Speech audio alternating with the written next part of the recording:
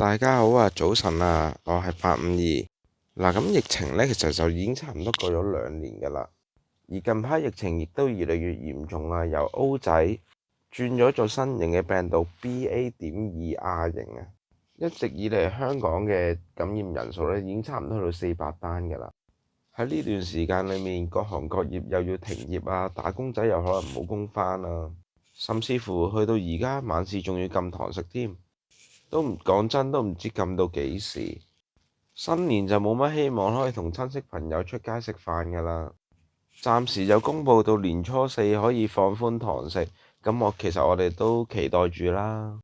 而今次我睇呢第5波嘅疫情呢，全部都係人為嘅，即係就好似嗰個空少啊、空姐啊，又或者啲高官搞生日 party 咁樣，甚至乎去到尋日好 hit 嘅倉鼠事件啊。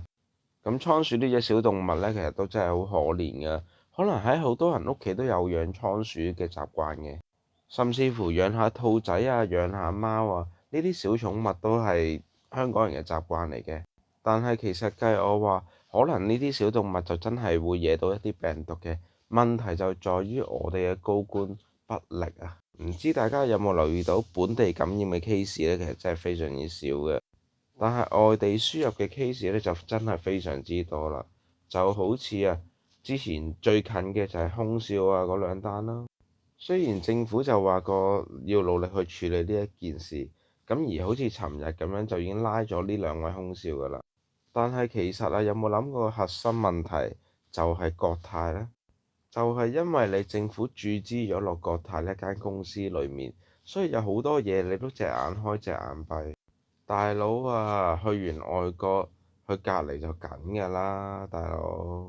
嗰2個空少話啱啱去完芝加哥返嚟之後，我就即刻去聚會添啦，仲即刻去第二度食下飯啊咁樣，咁仲唔係播到係啲乜嘢？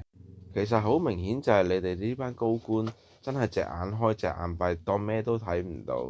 講起高官就講埋鴻門宴啦，鴻門宴呢單嘢呢，就真係證據確鑿嘅。但係我哋嘅政府就一直喺度拖，又話會問責嗰啲官員，但係到最尾呢，就可能嗰個就 friend 啲，咁唔理佢，俾啲面佢，去到最後就不了了之啦。其實呢啲疫情去到最尾係邊一個埋單呢？咪就係啲市民埋單咯，亦即係我哋每一年就得一次年初一嘅啫。有好多人就諗住年初一咁樣可以見下啲親戚朋友，又或者啲遠房親戚平時都冇機會見嘅。但係而家個結果都有目共睹，唔好講話年初一連年初二、年初三都冇機會可以見到啦。而家呢啲一切都係拜我哋嘅高官所賜，搞到佢冇得通關、冇得去旅行，甚至乎最緊要影響民生嘅就係冇得堂食。冇得堂食呢家嘢真係好誇張啊！話你知，就單呢幾日大家都可以感受到冇得堂食嘅夜晚冇得堂食嘅辛苦。再講我哋嘅新一代一啲小學生中學生咁樣，其實佢哋究竟有幾耐冇認真咁樣返過學呢？得閒又放下假，得閒就話疫情停課。其實我自己本人都有做過學生嘅。咁你話喂唔返學，淨係喺屋企上 Zoom，又或者得閒返下學，我認唔認真到呢？坦白講，如果就我而言嘅話呢，就未必得啦。其實種種事情都可以睇到我哋嘅政府，又或者係政府身邊嘅官員呢一班咁嘅高官辦事不力嘅。其實就好似嗰2個國泰嘅機組人員，你唔好以為就咁拉咗2個機組人員，成件事就完先得㗎。個問題嘅核心就係你班高官去允許國泰客機去貨機返免隔離呢個問題，呢個問題先係最嚴重啊嘛。而我哋成個最近所有嘅病毒，亦都係咁樣而嚟嘅，即係好似咩望月樓事件屯門事件其實大家都有目共睹。而之前喺竹篙灣嗰度隔離嗰班高官，因為鴻門宴嘅事件，咁佢哋就準備放監啦，放疫監咁佢哋就準備出返嚟啦，咁好似冇事咁樣喎，唔通成件事又完咗啦咩？其實而家係我哋市民去唔遵守呢個防疫規則，定還是你哋嗰班所謂嘅高官、所謂嘅高層人士啊，唔遵守防疫規則，對我哋市民啊，就用好多好多嘅罰款、好多好多嘅條例去禁止我哋做任何嘅嘢，就好似禁堂食啊，喺街上面冇戴口罩啊，又要罰幾千蚊啊，跟住入去啲食肆度冇得安心出行，又罰幾千蚊啊，又話唔俾我哋幾多個人一齊去食飯，又話咩限聚令嗰啲嘢。但係啱啱我所講嘅所有要點啊，你哋冇一個高官唔發生嘅。咁究竟呢啲係我哋市民嘅問題，定還是係你哋嘅問題呢？其實會唔會好似以前咁樣，就係話我對市民就係呢一條規例，對高官知法犯法就罰 double，咁樣先可以令到我哋市民去睇到呢件事就鋸啲呢條氣。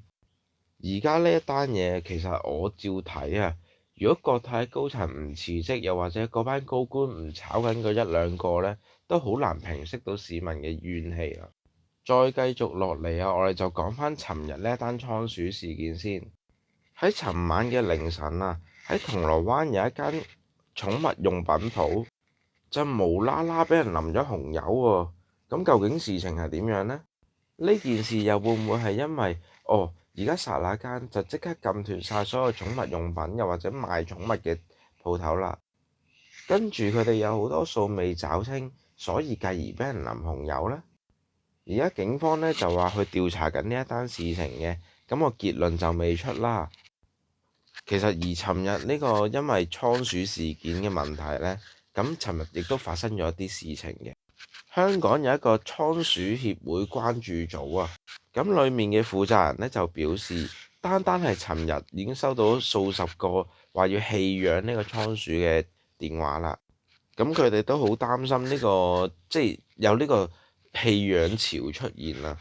其實之前有專家都表示過㗎啦，而家就暫時未見到倉鼠傳人呢一個 case 嘅，所以大家都暫時唔需要太擔心。其實調翻個轉頭講啦，究竟係倉鼠傳俾人，定還是係人傳俾倉鼠呢？但係唔好理原因啦。咁其實而家呢個傳播鏈呢，就已經堵截咗㗎啦，因為全香港所有有關賣倉鼠用品，又或者賣倉鼠嘅鋪頭呢，就已經閂咗門㗎啦。但係啊，大家要擔心嘅另外一樣嘢就將會出現啦，就係棄養潮嘅問題。咁究竟棄養潮佢哋係會將呢一個倉鼠交翻俾有關嘅協會，定還是就咁抌咗個垃圾桶呢？呢一個都係大家擔心嘅問題嚟嘅。咁如果就咁抌咗個垃圾桶嘅話，就固然會令到好似以前嗰啲咩 H5N1 出現啦。而同時地呢一個做法呢，亦都係非常之唔衞生嘅。咁同埋啊，協會個主辦人又指出啊，其實倉鼠個抗病能力咧係非常之低嘅。